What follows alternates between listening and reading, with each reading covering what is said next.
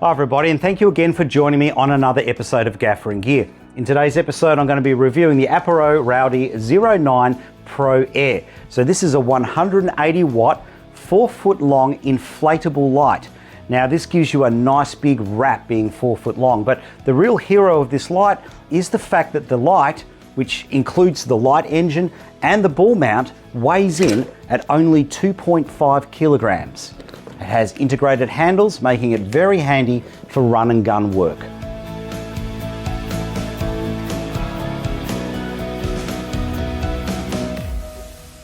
All right, so let's start off with the usual disclaimer. APARO did send this to me and I do get to keep it. So technically I am being paid, but my opinions are my own. What I'm going to do, usually I start off with the negatives or with the cons first in a review, but in this case, if I do that, you're probably going to wonder why on earth I'm reviewing it, why I didn't just reject it, because I've got some pretty big negatives. So rather than doing that, I'm going to start off with the pros, then I'm going to go through the cost and what you get. And then after those two things, you'll start to go, okay, this is a light that actually could be good in my kit, despite the negatives. Okay, then I'm going to do a section I'm going to call Devil in the Detail. So this thing on paper presents very well. It has a lot of the same paper statistics like CCT range, HSI modes, DMX, all of the things that you'd expect in a top-end light, but this doesn't quite execute it as well. The devil in the detail is what you need to look at in terms of understanding the negatives of this thing and the price point at which it's selling. And then I'll get into the negatives and then of course the DMX testing and things like that. So let's start off with the pros. All right, so let's talk about this as a limited CCT bicolor light. So what I mean by that is, say, think of it as being 3000 Kelvin to 6000 Kelvin. This thing performs pretty well. At 3200 Kelvin and at 5600 Kelvin, it has really good TM30 color scores. Excellent, in fact. And at 3200 Kelvin and 5600 Kelvin, it has more than acceptable white points. It's a little bit magenta at 3200 Kelvin, but it's by less than the equivalent of half of a 1/8 correction gel. So for me personally, that's more than acceptable, and that's sort of within the range of a lot of our top-end lights anyway. And at 5600 Kelvin, it is almost smack on the daylight curve, as long as you're not running it low on the dimmer, in which case it does have a little bit of drift towards green. Now, obviously, the big hero with this is the form factor. The fact that the inflatable section, which includes the light engine, only comes in at 2.5 kilograms. Now, that's 2.5 kilograms. That's my weight measurement on it. That's what I've weighed it in at. And that includes the ball mount. Now, for me, the one thing I really like about this as an inflatable is the fact that it actually has a ball mount. Okay, I've had other inflatable lights and I found them a bit irritating to use, particularly in a situation where, say, the camera's moving around at night. We're in the city filming at night out on the street and I want to get the light above the camera. Because this is only 2.5 kilograms and the power supplies and controller's a little bit awkward, but it's not that heavy, I could have the whole lot on a stand and literally just hold it above the camera like that. You know, so for me, that is a big plus with it. Now, let's say that you don't want to run it on a stand. You don't want to have the ball mount here. That's okay. You can run it without the ball mount. And it has these two integrated handles. Okay, so that's another thing I really like about it. As an inflatable, it's got points that which I can grab. Okay, so I can run and gun with this, no problem at all. So that really is handy. That 2 or 3 times a year where I'm shooting, say, in the city at night, and you know, we need to travel fast, we need to film fast, we're moving around. This really, really does give me a huge advantage over other inflatables. Other things I like, it's got plenty of rigging points. The stitching is superb. I can't really fault the inflatable much at all. The build quality, plenty of Velcro on the side here, but the build quality is very, very good. The stitching, I can't really fault this much at all.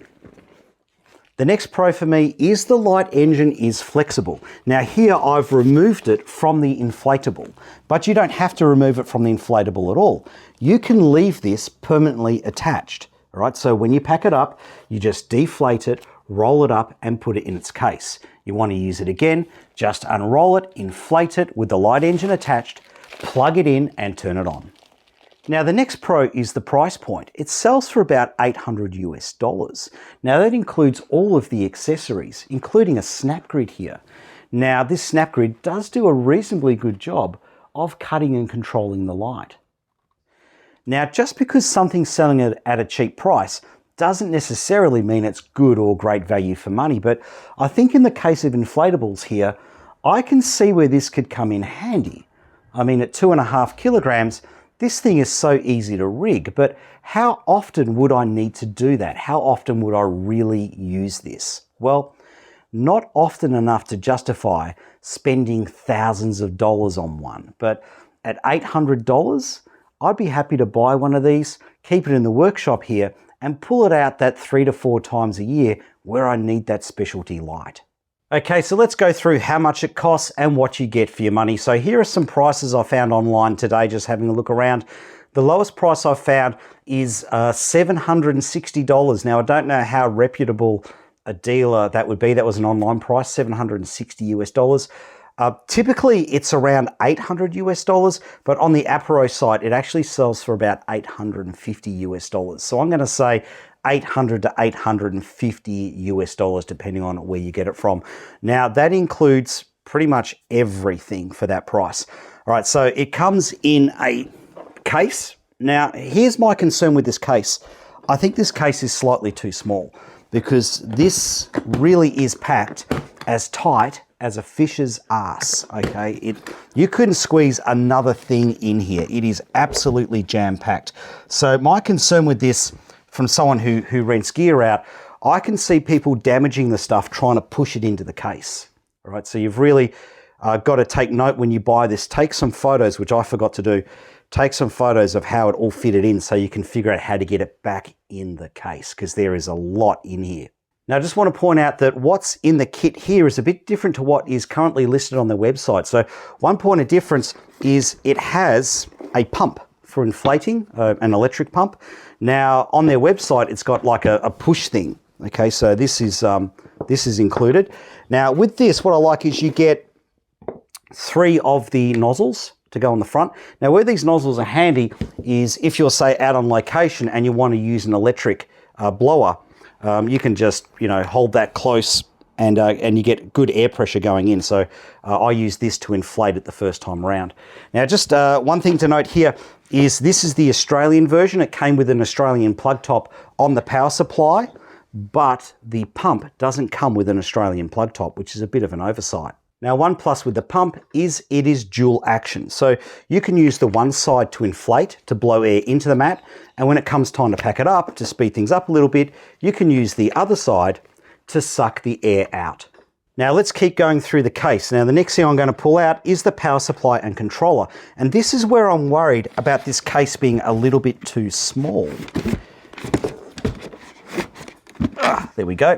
Now the cable here that feeds out to the mat is crushed in at 90 degrees in the case. So I reckon that could become a failure point into the future.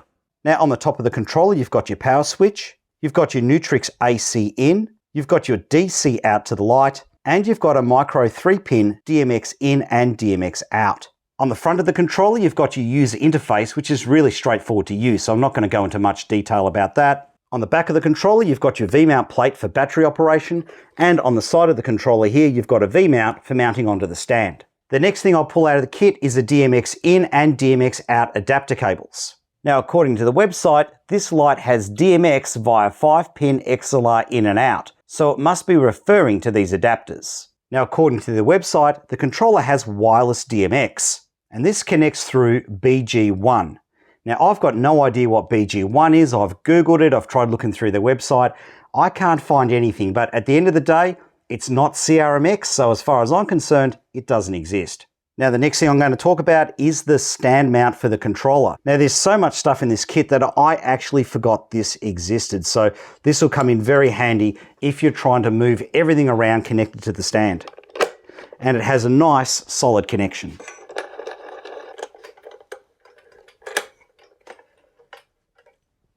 Now the next thing we'll talk about is the ball mount, and this ball mount is actually quite good after you do a bit of DIY improvement. Now the pin is not welded to the ball, it's just screwed in, and the screw connection is really slack. So when you first get this, if you hit it on the left side, left to loosen, it'll just spin around. So what I'd suggest is get some Loctite or lock threader and put that in the connection and then put it back together. Now since I've done that, this is now rock solid. Okay, now let's get into cables. So you get a Nutrix connector to your regional connector. And again, this is what I mean. The kit is so small, you have to pack the cables quite tight. And you actually get a decent head lead. So the head lead is 5 meters long, so you can get this out on a boom arm quite easily. And the head lead is made from decent flexible cable, not that PVC rubbish. Okay, continuing through, we've got 3 bags. Now in the first bag here is a grid, and this is actually quite well built. Now, depending on your point of view, you might think this is useless rubbish like everyone else's grids, or you might think it's just acceptable. Right, so I'm just going to show you, first off, the build quality of it. It is surprisingly well built for the price of the light. I mean, it's got plenty of skirting, it's rigid, got a load of Velcro on it. Look, it really is quite good, but here's the thing that might put some of you off. It's your typical manufactured thin walls, big cells, so it doesn't really cut the light all that well. But here's where I think this is actually acceptable. So using this form factor of having something that's inflatable, that's curved, it's not flat like your normal panel, I would use that maybe in a situation where we've got people around a dining table. And if you had your sort of regular tight grid, well, that would light the table, but it wouldn't light the people at the table. So I think for the form factor, this grid, which has a bit more spread than I'm usually accustomed to, I like to have a 40-degree beam spread, but I think for the form factor, it actually works.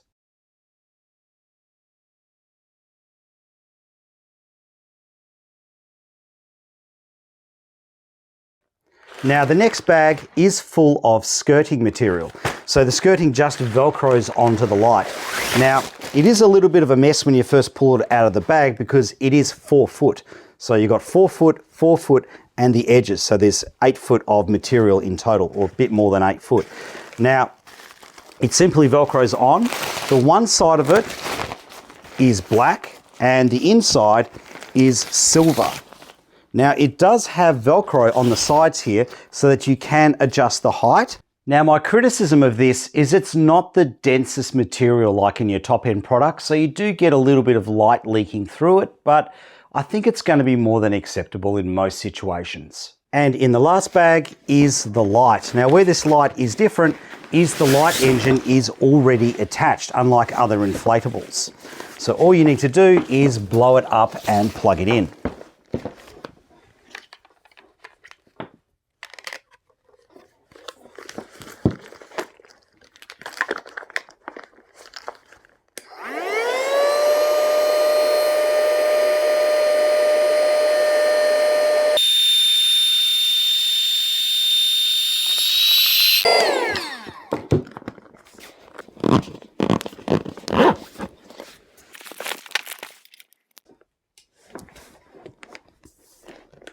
And there you go.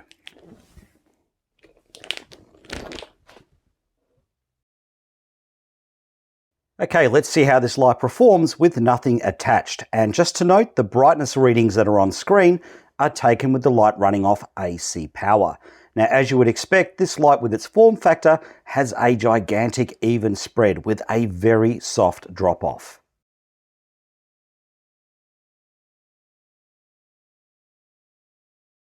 Now the results on the screen are for the light running off V-mount battery power.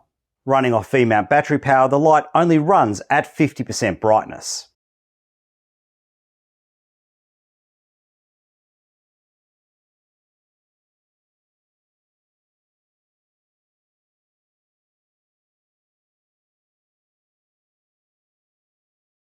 Now the next section I'm going to call Devil in the Details. So we're going to start getting into some of the negatives with this light now. So this light presents very well on paper. It's RGB WW, it has a huge CCT range from 2,500 Kelvin up to 9,999 with green and magenta correction. It also has HSI modes, gel modes, and DMX. So that sounds very impressive, but let's start looking at the devil in the detail. First off, RGBWW. Now I'm going to make the argument that this thing is not RGBWW. This thing is actually, in my opinion, bicolor, warm white and cool white with a massive CCT range, and red, green and blue separately put together in the one light. So what I mean by that is the warm white and cool white and the RGB don't actually mix together and work together sophisticatedly like they do in other lights that we're accustomed to using. So you might be thinking, aren't I just getting academic here? I mean, it's got warm white, cool white and RGB, therefore it's RGBWW. Well, all right, let's compare it to other lights that we're used to using in 2024, even cheap RGBWW lights. In terms of the nuances that you can get with your color control out of those other lights, they are vastly superior to this. In fact, I would say that this thing is about 7 years behind everybody else. The next thing we'll talk about is the CCT range. So does this have this huge CCT range? Well, yes, it does, but it doesn't operate at CCT range as we would expect from a full color gamut light. All of our other full color gamut lights, RGBWW for example, track to the Planckian curve. Now this light, working in its CCT mode, doesn't use the color emitters to try and vector into a white point on that black line. Now this light only works as a bicolor light in its CCT mode. So it's got its warm white emitter, its daylight emitter, and it tracks in a straight line between the two. So this is how it tracks. So that means across your CCT range, this isn't going to match into your other lights, but it also means that at your extreme CCTs, this light's going to be quite green. In fact, more green than you can correct for with the green magenta correction. Okay, the next thing we'll talk about is the green and magenta correction. Now this is where the light engine having separate warm white and cool white and separate RGB really comes into play. Now at the moment I've got the light set to 100% brightness, 5600 Kelvin, and it's set to neutral. So now I'm going to dial in full green correction. Now this is the only light that's turned on here in the workshop. Now as you can see, that did next to nothing. Okay, now let's dial in back to neutral and then dial in full magenta correction. Okay, and that's done next to nothing. So at this point, all of the red emitters are running at full power, but they're being vastly overpowered by the warm white and cool white. Now, let's start dimming the brightness and see what happens. Okay, now when I dim the brightness, the warm white and cool white emitters will fade, but the color emitters will stay at their current value. So the lower I get, the more red the light will become.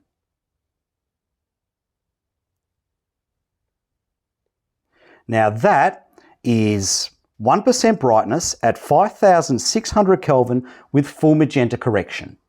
I have to do the two separately, okay? So I have to adjust my brightness level, then I have to go to my green and magenta and then adjust that separately. The two don't fade together, making this pretty much useless as a green magenta correctable light. The next thing we'll talk about is the HSI mode, and this thing does have a HSI mode. So you've got all 360 colors, but here's the problem with it. Because the RGB and the warm white and cool white work separately to each other, when you desaturate this, it desaturates to an RGB mix. So instead of desaturating to 5600 Kelvin or 6500 Kelvin, it desaturates to nearly 16,000 Kelvin, and it is heavily magenta. Now that's of course assuming that you're desaturating at 100% brightness. Now if you're desaturating at a lower intensity, the desaturation point color will also change. If you're running fully saturated colors only, then it's usable. But if you're desaturating, it completely falls apart. And that's because it's not a fully integrated RGBWW light engine. Now let's have a look at the gel mode. And again, because this isn't a fully integrated RGBWW light engine, the gels are just RGB mixes. That means you don't have a base CCT at which you're applying the gel to, but also the color render is terrible. Now the next possible negative for people is if you're looking to run it off V-mount batteries. Running off V-mount batteries, it only runs at a maximum 50% brightness. So this is running off batteries, and this is running off AC. The next possible negative is the transformer that's inside this. It is not the high quality transformer that we're accustomed to having as lighting technicians. In fact, at 100% brightness, the power factor unity score on this is only 0.84, which is really low. So what does that mean? Well, if you're running it off AC power, you've just got it plugged into a power outlet in your house, it doesn't mean anything. It's totally academic. You don't need to worry. But if you're thinking of running this off a small inverter system, like a Tether Tools here, which is only 200 watt, you will fry this. How do I know? Because I tried. I had a spare one of these. I thought I'd give it a shot and completely cooked it. Now, if you're looking to run this off, say, something like an EcoFlow, it'll be fine as well. But here's the catch. If you decide to run a whole stack of these off something like an EcoFlow, which has an inverter in it, and you were getting close to the inverter limit, you would probably overheat the inverter. If you're looking to run a whole lot of these off a portable generator and you're getting close to the limit on the generator or on the inverter, you will probably overheat it and it will shut down. So very low power factor unity scores. Now, the next big negative for me is the DMX, and not so much the fact that it doesn't cue very well. I didn't expect it to cue well at all, but the fact that the profile is terrible. The profile is a 12-channel profile. It took me quite a bit of time to figure out what was going on there. But here's the thing, it's not so much that it's a 12-channel profile, it's 4 profiles that have just been slapped together to make one profile. And where this falls apart is it has multiple intensity channels. So for examples, channels 1, 2, and 3 are your CCT mode. You've got channel 1 as your intensity, channel 2 as your CCT, and channel 3 as your green magenta. Okay, channels 7, 8, and 9 are the HSI mode. Channel 7 is your hue, channel 8 is your desaturation, and channel 9 is your intensity. So again, we've got another intensity channel. So what's the problem here? Well, at the moment, I've got this saved as a Q in my Exolux here. So this is just 5,600 Kelvin. Okay, so I've got the first 3 channels activated on the profile. So channel 1, I've got an intensity, channel 2, I've got a CCT value added in. Now I'm going to go over to a color. All right, so this is now channel 7, 8, and 9 working in the profile. Now I'm going to go back to the previous Q. So what happens? Do we go to white light?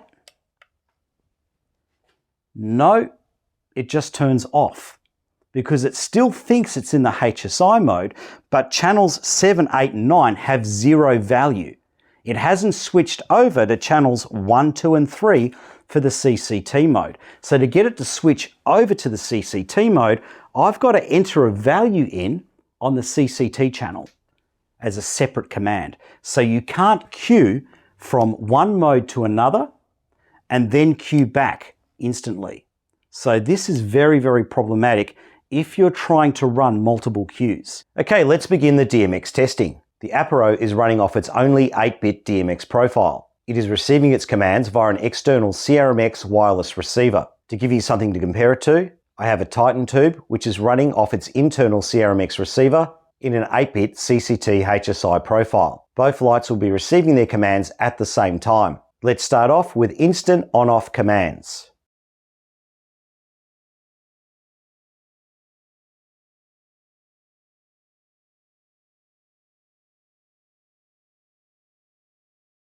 Now let's take a look at some half-second cues.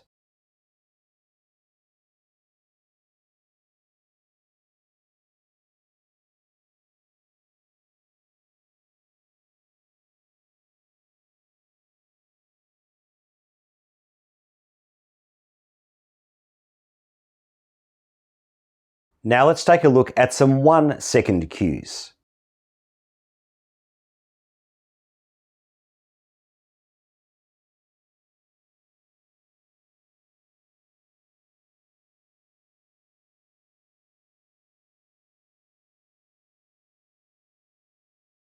Now for some 2.5-second cues.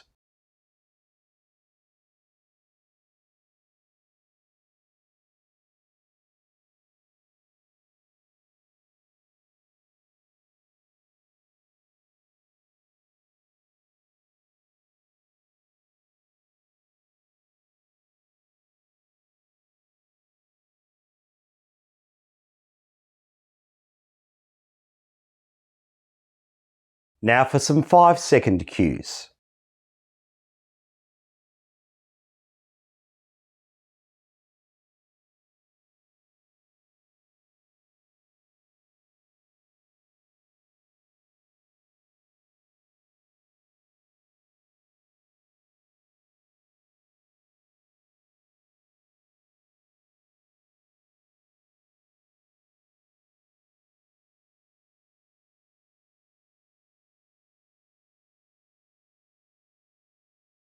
Now let's have a look at some CCT changeovers between 5600 Kelvin and 3200 Kelvin. Now I've deliberately changed the exposure here so that you can see the color change. Let's start off with instant changeover commands.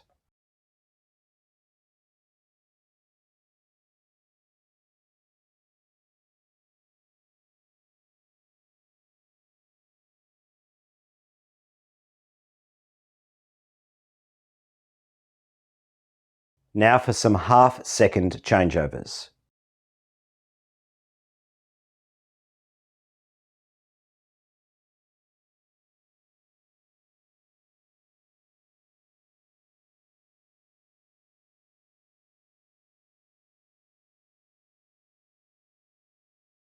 Now for some 1-second changeovers.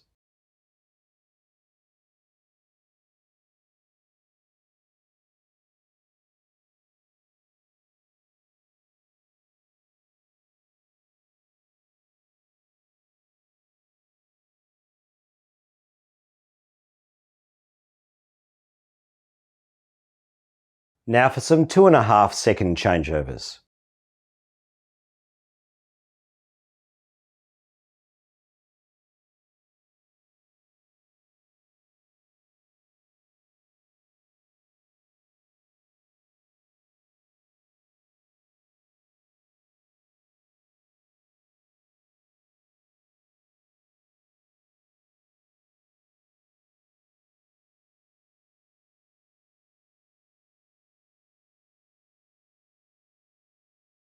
And now for some 5-second changeovers.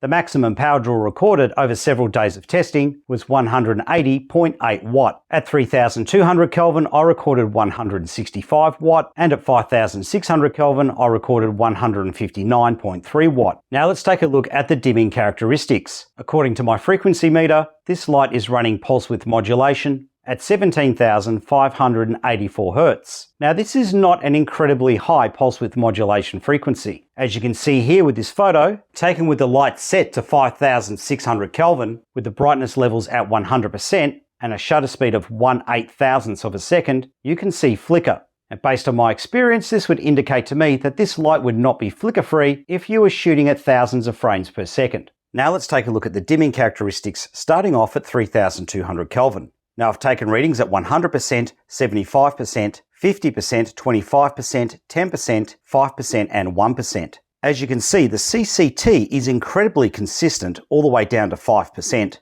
The color render score is a constant TM3096 all the way down to 10%, and then it drops down to 95, which is still respectable. But what impresses me most is the delta UV, green magenta or white point placement. This has hardly any perceivable change during the dimming. Now let's take a look at 5600 Kelvin, and this is not as impressive. The CCT does stay fairly consistent from 100% down to 50%, but below 50% there is quite a bit of variation. Now this could be of particular concern because the light doesn't run above 50% brightness when powered off a V-mount battery. The TM30 color render scores are quite impressive, and the delta UV or white point does shift around quite a bit. The more you dim this light, the greener it will become. The total amount of difference is roughly the equivalent of a 1/8 correction gel. But again, just to note, the majority of the change is below 50%, which is where it would be running if it was powered off a V-mount battery only. Now let's take a look at the average CCT accuracies. And I've taken readings at every target value between 2500 Kelvin and 6000 Kelvin. As you can see, the lower the target CCT, the more the light is under. And with higher target CCTs, the light is over. Now let's take a look at the color render scores measured in TM30RF. And again, I've taken individual readings at every target value between 2500 Kelvin and 6000 Kelvin. The lowest score recorded is a 95, and the highest score recorded is a 97. Okay, let's take a closer look at some of the kelvins now, starting off with the lowest kelvin that we can dial in. When I dialed in 2500 Kelvin, I got 2482. The TM30 color testing results were 95% average color accuracy with a 97% average color saturation. All of the CRI scores are plus 90. This is the spectrum distribution. And the Y point came in with a delta UV of plus 0.0051. When I dialed in 3200 Kelvin, I got 3091 with an SSI score of 87. The TM30 color testing results were 95% average color accuracy with an average 105% color saturation, with the CRI scores R9 and R11 were below 90. This is the spectrum distribution.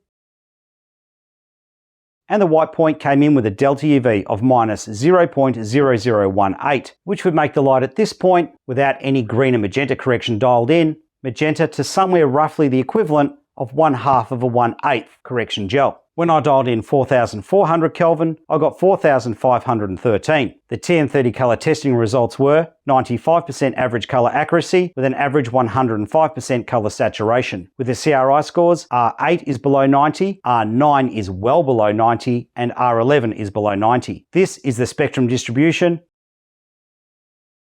And the white point came in with a delta UV of minus 0.0014, which would make the light at this point ever so slightly magenta, to well under the equivalent of a 1/8 correction gel, assuming you don't dial in any green magenta correction. When I dialed in 5600 Kelvin, I got 5817. The SSI score came in with 76. The TM30 color testing results were 96% average color accuracy with an average 103% color saturation. With the CRI scores, R9, R11 are below 90. This is the spectrum distribution. And the white point came in with a delta UV of plus 0.0029. So if your cameras work into the Plancking curve, this will be slightly green to about the equivalent of a 1/8 correction gel. But if you work into the daylight curve, it's pretty much spot on. When I dialed in the top Kelvin of 10,000, I got 9549. The TM30 color testing results were an average 92% color accuracy with an average 97% color saturation. And 7 of the CRI scores are below 90. This is the spectrum distribution.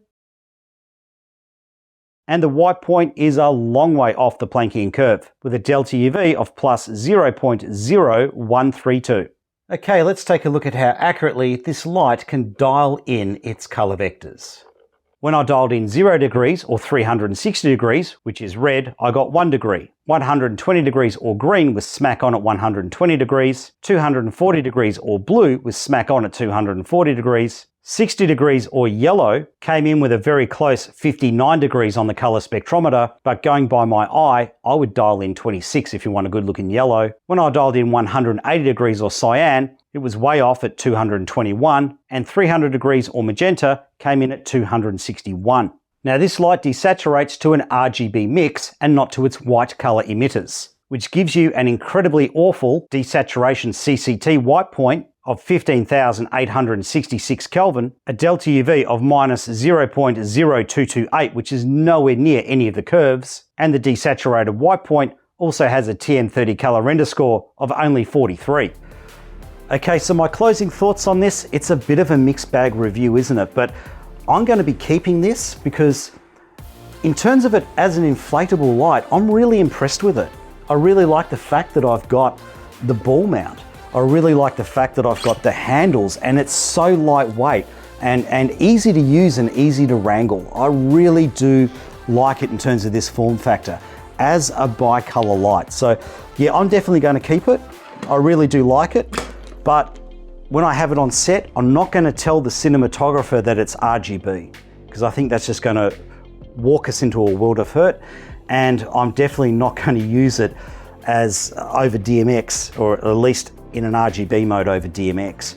So look, it's got quite a few negatives, but I think if you look at it in terms of its form factor as a bicolor light, it's pretty good. See you on the next episode of Gaffer and Gear. Take care.